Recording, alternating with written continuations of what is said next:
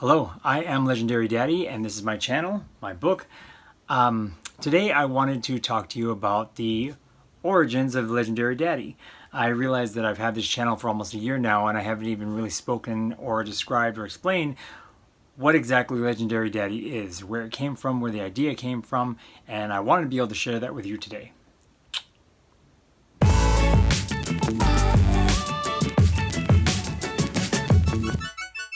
So, origin story. I wish I could really do something. I mean, I am kind of playful and I have a lot of fun. I wish I could do something like kind of like Jack Black would do with like legend and origin story. But I think mine's going to be played out maybe a little more serious, fun, but a little bit on the serious tip because that's what my story is about. Legendary Daddy. It takes a little bit of a serious turn in terms of growing up and becoming a dad. It's kind of a rite of passage story. And it's something that changed my life. The term legendary, and the reason why I use it is because I took it from a term that was used in the book The Alchemist. The Alchemist is a fiction novel by Paulo Coelho, and I don't read much fiction, but one day, helping out on retreats and helping these different people and different things I was volunteering my time for, a lot of people started telling me like, you got to read The Alchemist, you got to read The Alchemist. Like, the stuff you're talking about, it's in The Alchemist. So one day I read it on set when I was at work, and I had a lot of time to myself, and I realized, I read it in like a day. It was that day during work. It was the easiest read, and it's just, the story just flowed. It was beautiful, and everything that people explained to me about the book and about how great it was really the truth. There's something really golden and magical in that book. I've also read Paulo Coelho's other books, and they're very good. Some of them are really good, but nothing can touch The Alchemist. It's just the best. And in that book, he uses the term personal legend. He explains about how people are on their journey to find their personal legend. People might say that it's your fate or that it's your destiny, and he decided to coin the term personal legend. And I took the legend from that and decided to call myself the Legendary Daddy, because my personal legend was always, since a young age, I kind of knew was to be a dad, was to be a father. So that's where the term legend comes from in The Legendary Daddy. It comes from a book I was really inspired by called The Alchemist. And actually the first line of the book is, the boy's name was Santiago. And I named my son, my firstborn child, my son, Santiago, after the book. Now, why did I write the book?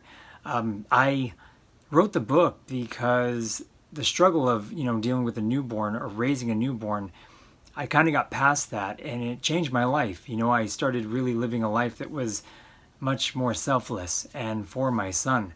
And that began to show in the following years. And by the time my son was about 2 or 3, I was at the parks already with him all day. Stay-at-home dad. My wife was working, and we had a second one on the way, a second baby on the way. But I spent most of the time at the parks with him, feeding him, bathing him, everything that needed to be done. And we were having a blast. It was really a great time. But I also understood that I wasn't a pro. And I think that's one of my, good things I can say about myself is I know when it's time to turn on student mode, sitting around bragging about how much I know about everything, that's not going to be very helpful. But asking a person who's wiser than I am for help can really teach me something, and I can walk away with those gifts. And those wise people who taught me were the moms that I met at the parks. A lot of these moms are stay-at-home moms. It could have easily been a dad with a lot more experience, but in the neighborhood where I was growing up, or I was raising my son, it happened to be moms. I was the only dad around. And these moms taught me every trick of the trade. They weren't trying to. I just asked questions, and they would explain like, oh, always have water bottles in your car, or this and that. Have something in a bag to keep them busy. If they feel like crying, have their favorite toy around, but just kind of keep it only when you need it for emergencies, or, make sure that you have enough water or, food, snacks to be able to share with other kids at the park, because, chances are they're going to want a little bit. And if you ask the parent permission, you can. A lot of different tricks that they taught me. And out of my gratitude for them, of course, I helped them. I tried to entertain their kids. But I really voiced my opinion in terms of saying, like, you are a great mom. You have to know the power, the mommy power that you have. There is a connection that a child has to their mother. When you do a great job, they have this, love, and it lasts with you your whole lifetime, I believe. And when I explained this to some of these moms, many of them said, I'm not as good as a mom as you think I am. I'm not as, you're making me out to be this great person, and I have messed up, and I have not wanted this job. And we would always seem to have this moment where they would explain this to me, and they kind of explained about how you come to the park all pumped and excited with your son, and I'm not always like that. And actually, I had some really dark times. These women explained to me their dark times. I guess, it's what people would call postpartum depression. And when they did, I explained to them, it's like, listen, I'm not a woman, so I didn't go through maybe the chemical hormonal changes that you went through having a child, but I went through depression. I broke. Like, you see this happiness now, this happiness is only here now because I reached rock bottom and had to find a way out. And I felt that there were so many moms that I respected and loved, and they needed to hear this. And it wasn't being identified. It wasn't really being talked about. That's where the book came from. I decided to write a story that was kind of dedicated to those moms in a way, or just some kind of offering, some kind of thing that I thought that wasn't being taught in, What to Expect When You're Expecting, or different other books that you see, And I decided to write something. I decided to put something together so that there would be something for parents, men and women, to understand the process. Maybe not the process of changing diapers and feeding, but the emotional process, the spiritual process, the intellectual process that happens and that an adult goes through when they become a parent. Because if you really do this job, and if you really jump in and you're dedicated with all of your heart, then your heart's gonna have to break. It really does. But it's supposed to. It's part of the transition. It's a rite of passage. It's part of the child inside of you kind of dying, and the adult, the responsible adult growing up, coming into play, gaining power. And that death is not easy. That transition is not easy. You feel like you're losing a lot. And that's why I know a lot of parents that I know have not made that change. Even after having several kids, they refuse to make that change. And the ones I really modeled my, parenting stuff from, or the ones I really looked up to, the ones who I thought and knew were wiser, were the ones who died to themselves and decided to live for their kids. That's how I did it. That's how I became legendary. So I got to work, and I started going through notes that I had written from when I was raising my firstborn son, Santiago, in the first 3 months, I think it was. And I was really happy about this writing because I actually stopped writing for quite a while, right before I got married to my wife. I started writing at 23, and I think I started writing maybe a screenplay a year, every year since that, until the day that I met my wife, and we got together, and that little voice that helps me with my stories and kind of, gives me all these hints and ideas, and sometimes can get kind of loud. This little voice kind of let me know, like, no writing. You and your wife, or girlfriend at the time, just the two of you. Don't worry about the next story. And I was really frustrated about that. I was really frustrated about a lot of the changes that came with our relationship and eventually our marriage. But I stopped writing. And I stopped writing screenplays, and I just focused on our relationship and our growth. And the first time I sat down to actually write again wasn't a screenplay, but it was actually just writing notes. When Santiago had nap time, I would sit down at the computer and just type out everything, because I had a feeling that what I was going through, what I was experiencing as a parent to a newborn, was something that was just outstanding. It was something unlike anything else, and I had to record it. I had to jot it down somehow so that I can keep this. And It's from those just notes that I took, those experiences that I was just feeling just really raw. It's from those notes that I pieced together what became the legendary daddy. When it comes to raising an infant, there is nothing like it on earth. I mean, it is just insane. I've been really good with babies. I've always been great with babies, holding babies and doing these different things, and making them laugh or trying to feed them, those kinds of things. I've been good with kids.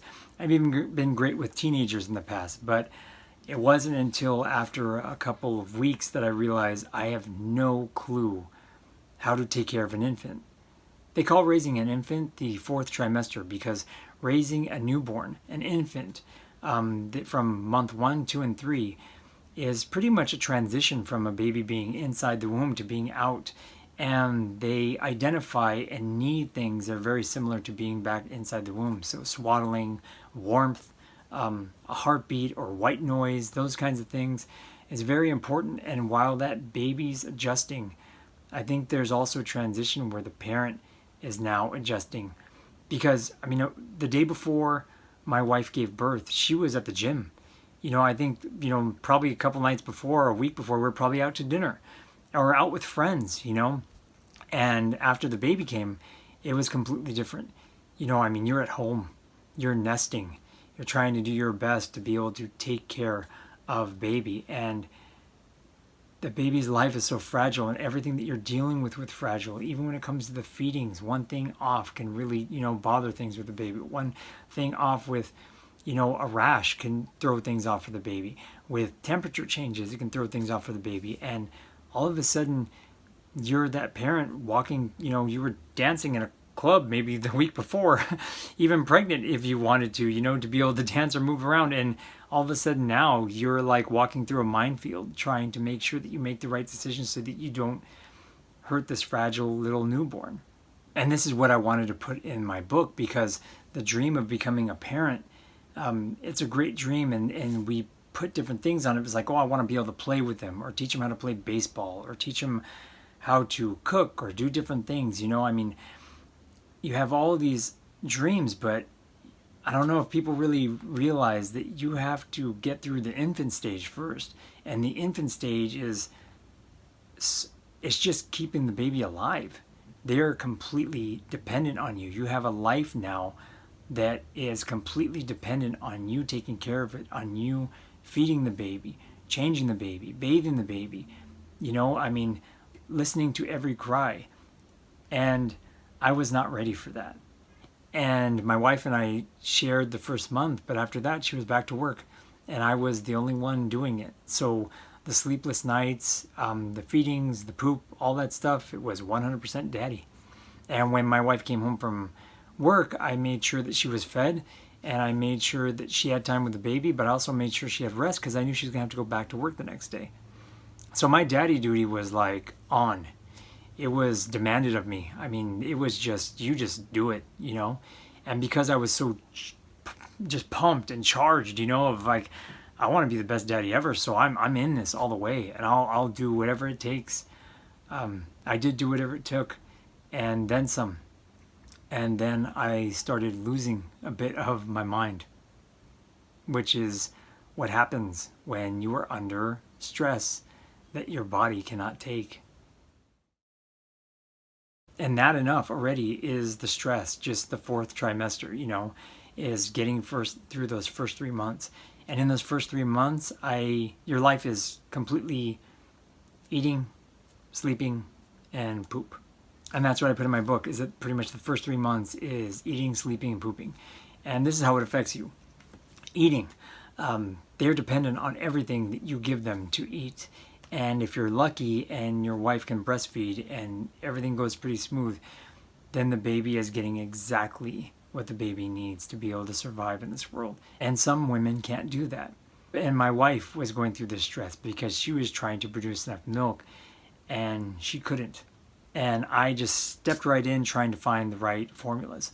So that's what I did, and I expressed this in the book, trying to make sure that I got the right formulas because my son threw up the first ones we gave him. You do this great feeding, And then the milk somehow wasn't sure why it wasn't working, but he would throw it all up.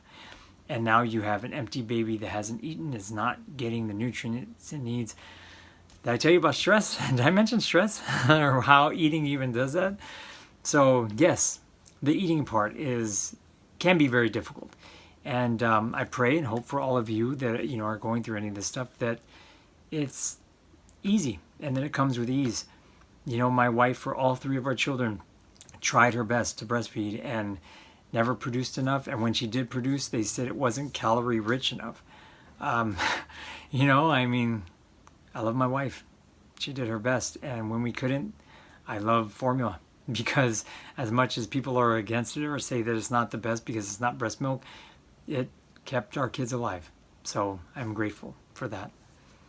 The sleep schedule, that is extremely difficult. You lose sleep. People talk about that and they say like, oh, you're going to lose sleep. Or is your baby a good sleeper? The baby needs to be awake. The baby, even when your child's a good sleeper, like our third, child was a great sleeper, they said, no, you're not supposed to be letting the baby sleep that long. You're supposed to be waking up the baby because the baby needs to feed. And that is correct. You do need to be doing that, which means that you are pretty much sleeping for 4 hours and then waking up, and then 4 hours again, trying to put the baby to sleep and feeding him again. I mean, it's just completely insane. So when the baby woke up, I was up, and I would feed our son and give him whatever he needed and try to go back to sleep, try to wake up. I can't explain to you, it's not even overstating, like, you break from sleep deprivation. If you look it up and you look up a person with sleep deprivation after a month can be identified as clinically depressed. I learned about this. I learned about, the sleep deprivation because I lived it. Sleep deprivation is used in CIA torture. Okay, this is no joke. There was one of Osama bin Laden's highest ranked, generals, I guess, that he had, or people they have. The U.S. caught him and did waterboarding. It didn't work on him. Sleep deprivation cracked that dude. That's how dangerous it is. And you got to understand, the way they use sleep deprivation is torture, So this is what it includes. Usually it includes a bright flashing light after only a couple hours of sleep. Bright flashing light, huge sounds, huge music, and then picking something up, something heavy maybe, let's say, holding it over your head and having to stand in place and move while they're saying, okay, do this, do this, do this, do that. And they do that for a short amount of time, then boom, lights out, music off. Okay, go back to sleep. And then they do it again. And an undetermined, unspoken amount of time. It hits again. Flashing lights, sound again. Step up, start picking something up, pick it up over your head, go through all these different things. Boom. Okay, go to sleep. They do this over and over until it breaks you. Do you understand? It's the same way when you're raising a newborn. You hear the cry. Wake up. Baby's crying. But instead of the big flashing lights, you turn on a dim light. Very, very just little, because you can't have big flashing lights or else it'll wake the baby and scare them. So you just keep the dimmest light that you can. And the holding something over your head or doing something, it's not exactly the same, but you are holding a life in your hands. So you're sitting there, shaking a bottle, doing your duty, holding the baby, trying your best not to fall asleep, because guess what happens if you doze off? You can drop the baby. That's how much pressure is on you. You put baby back to sleep, and then you sit there, and after about 4 or 5 days of this, you keep on knowing, I have no idea when the baby's going to wake up again. It can be 2 hours. It could be a half hour. I don't know if I'm going to be able to go back to sleep right now. I feel like I need to go to sleep, but now I can't.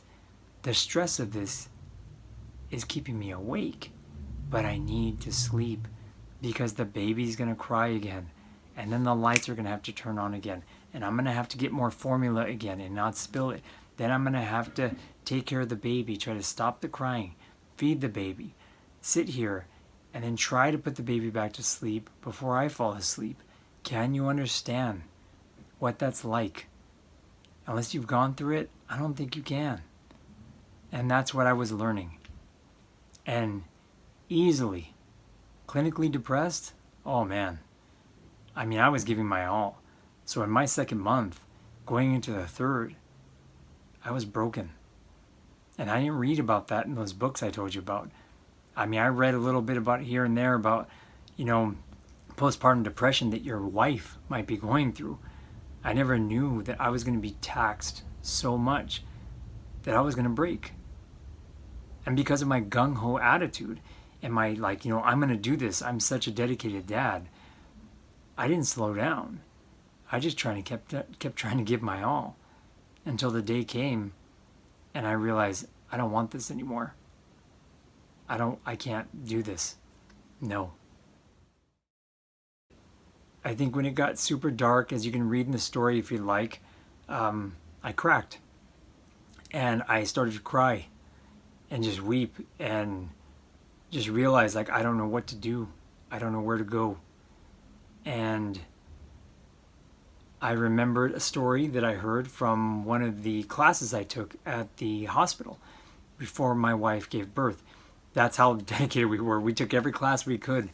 And there was a woman, I describe her in the book. I hope I did a good job. It's been a while since I read the book, but I describe her in the book as kind of like Mrs. Claus kind of person. She was very sweet, very loving, chubby, nice, white hair, grayish hair, And I remember her during her, teaching about her experiences and what was going on. We were all having a blast, and she said, you guys have heard of moms that have hurt their baby and have done what people say are horrible things, even some that have gone through, have been arrested, for, I think Casey Anthony, that young woman, had been in the news quite a bit at that time. So you can imagine that everyone in the room was like, oh yes, oh God, yes, that is so horrible. That is so horrible.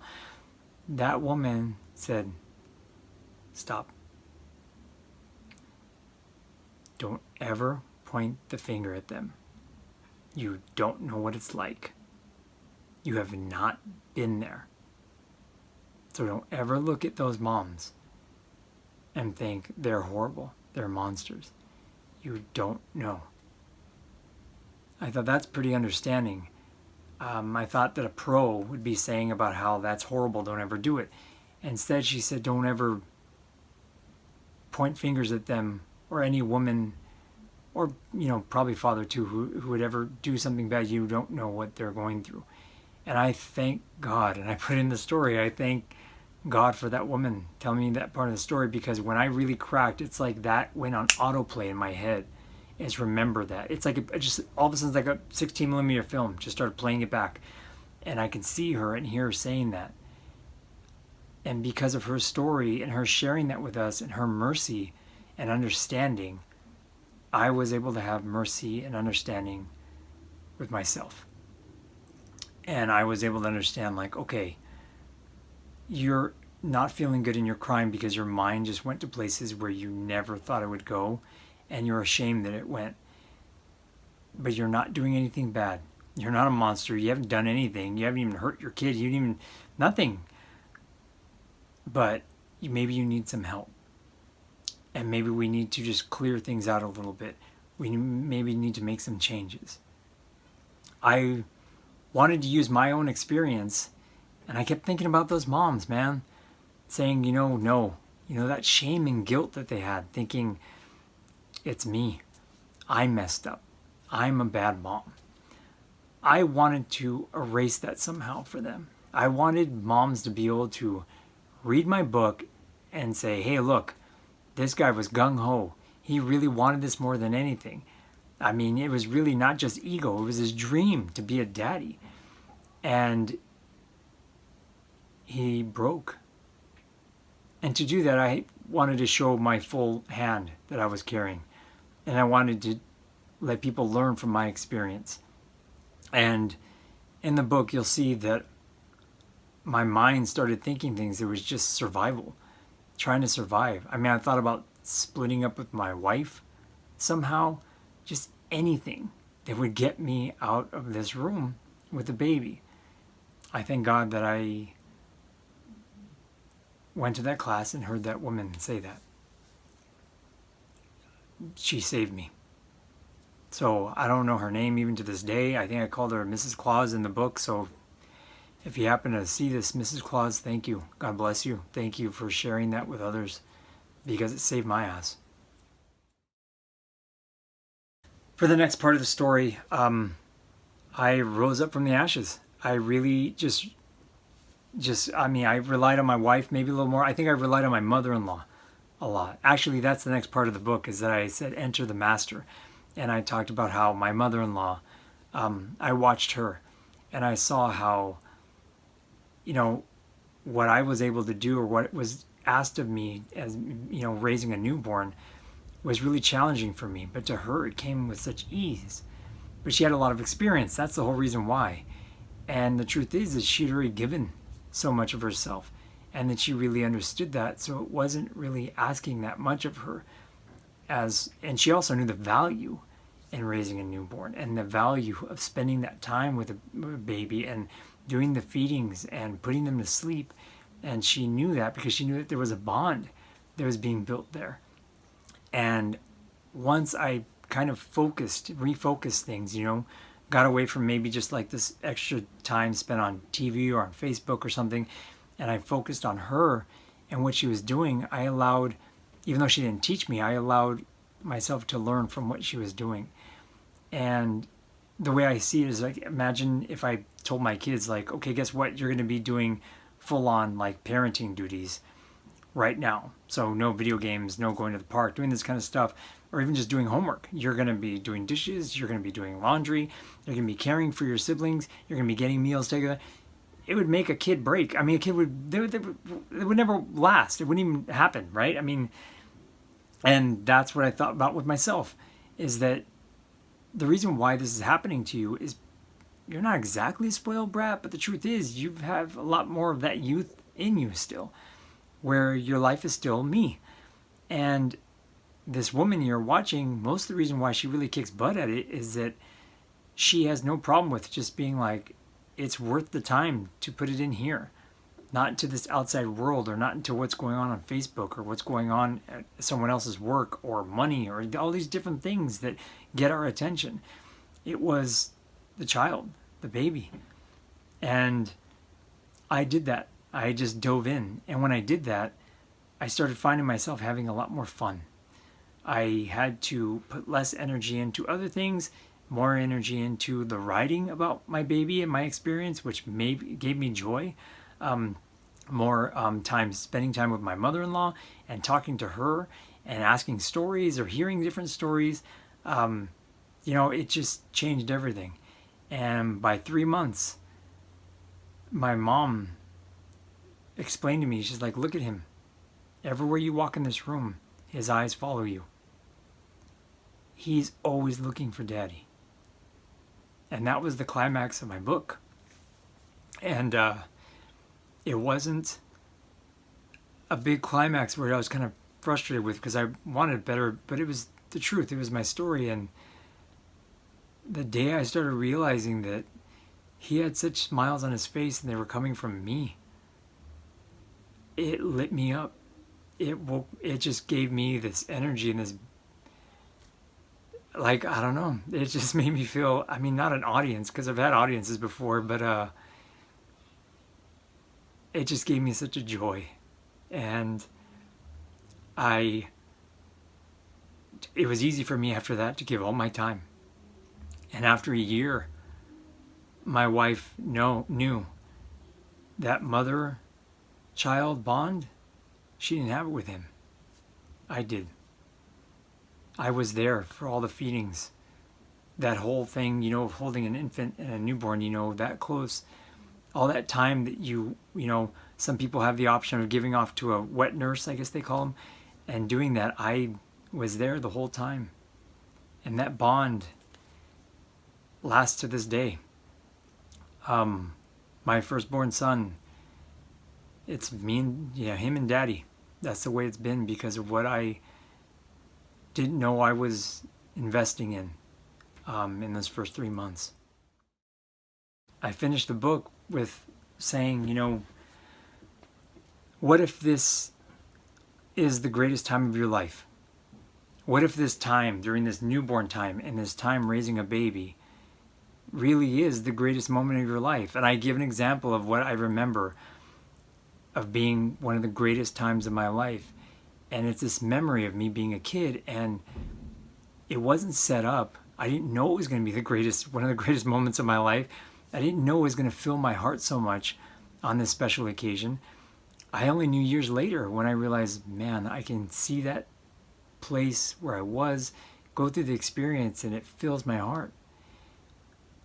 And you never know when these are being put in there and in here to come back to you years, decades later. And they can give you such love and joy. And something was like, what if that's now? I have a feeling, I have a gut feeling, because I dove in so much and I'm so gung-ho about this, and I broke and I came out the other side stronger. I think I know now that this is the greatest time of my life. Being stuck in a room, in a home, nesting with a newborn, feeding, doing baby feedings with a little baby, watching this little baby take their first steps. I mean, I had my eyes open, and I wanted to share that at the finish of the book, saying, I hope you see this whole story as just as important as something as what you should expect when you're expecting, is that the baby's cries are going to change you. You are going to give your all. You're going to give so much of yourself that you are no longer you anymore, or at least the you that you knew. That part of you dies, and a new one is reborn. A new legend begins. And if you really invest, without thinking about how much you're going to get out of it, just invest, just give all of your heart, and understand this process is miraculous, that it goes on every day. People being born into this life, people leaving this life, and that when you realize that you're finally a part of it, that through my story, maybe you'll realize this could be the best time of your life. Don't let the crying and the food being thrown at you, or the really horrible poopy diapers sometimes, throw you off from the miracle that's taking place, the story. That when you're in your final hours on this earth, you might not be, asking to be in that Ferrari that you spend all your time trying to get money to buy.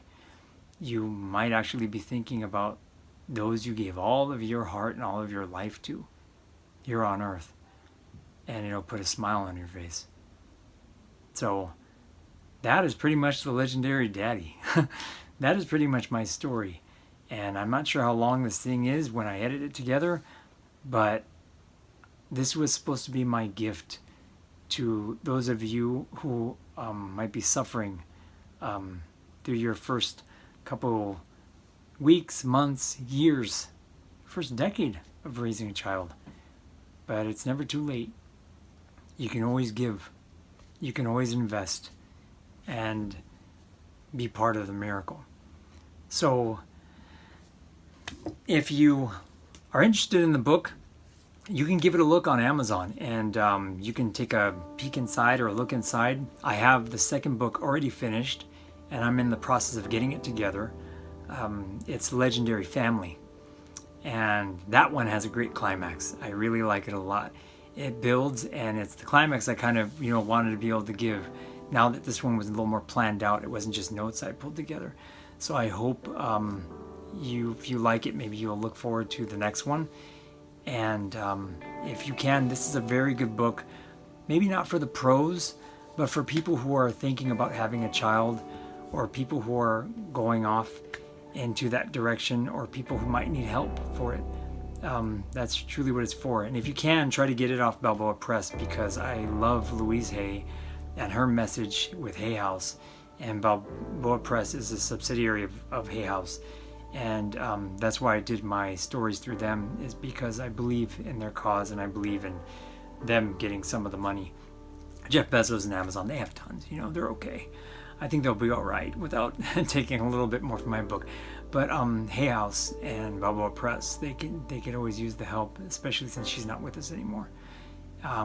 But thank you for listening to my story. If you happen to sit through this whole thing, and I really hope you love the next one, because I love it, just like I love this one. I love my stories. To me, they're not even mine. They come through a different place. And God bless. Thank you for listening. Live your legend.